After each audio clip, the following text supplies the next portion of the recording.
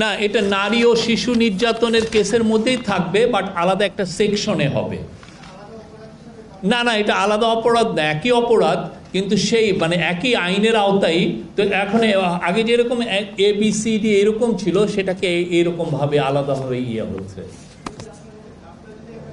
এটা ড্রাফটটা এই বিষয়ে আরও আপনাদেরকে বিস্তারিত বলবেন আমাদের ল অ্যাডভাইজার, আপনার তার কাছ থেকে শুনে নেবেন। একদিনের ছুটি।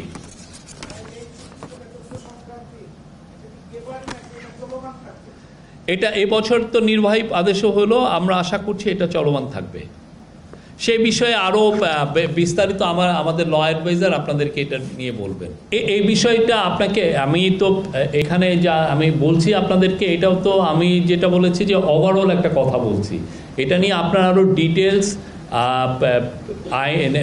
আইন ও পার্লামেন্টারি অ্যাফেয়ার্স যে মিনিস্ট্রি তারা এটা নিয়ে বলবেন। আমাদের law adviser professor Asif Nazrul এটার উপরে আরও আলোকপাত করবেন। উনি অলরেডি করেছেন, আপনারা আমার মনে হয় ওই মিনিস্ট্রিতে থেকে এটা শুনবেন, এটা কি কি চেঞ্জ এসছে, কি কি ফাইনাল চেঞ্জগুলো হয়েছে। এবং এটা এই পুরো লটা এই জন্যই করা হচ্ছে যাতে বাংলাদেশ নারীদের জন্য একদম নিরাপদ, ওয়ার্ল্ডের একটা ওয়ান অফ দ্য মোস্ট নিরাপদ যাতে দেশ হয়।